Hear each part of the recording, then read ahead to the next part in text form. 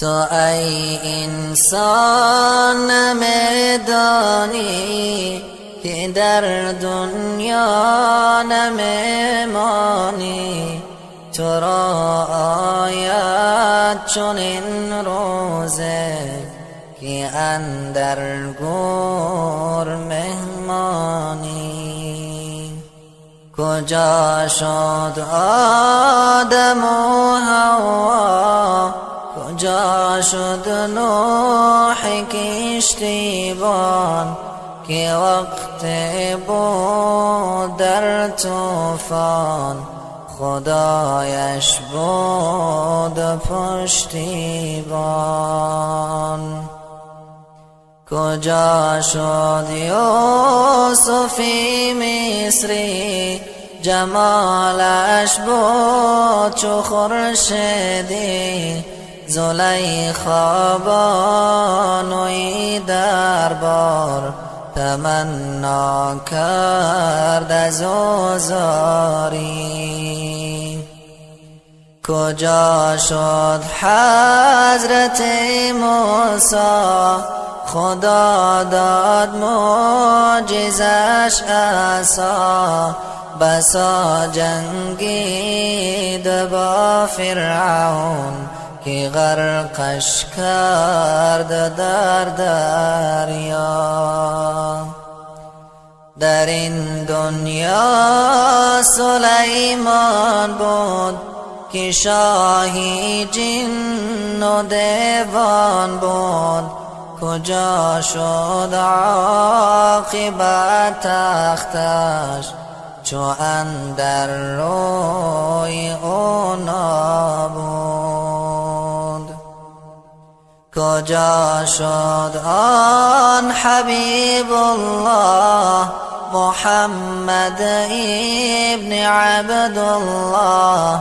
شبی معراج که بر کرسی، حضورش خواند آن الله. نبی الله در این عالم، بمثل ماه تابان بود. جمالی نازنینی او، دلارامی صحابان بود. ابو بکر یاری غاری او، همیشه جان نثاری او. زی دوستی نبی قبرش، بگردید هم جواری او.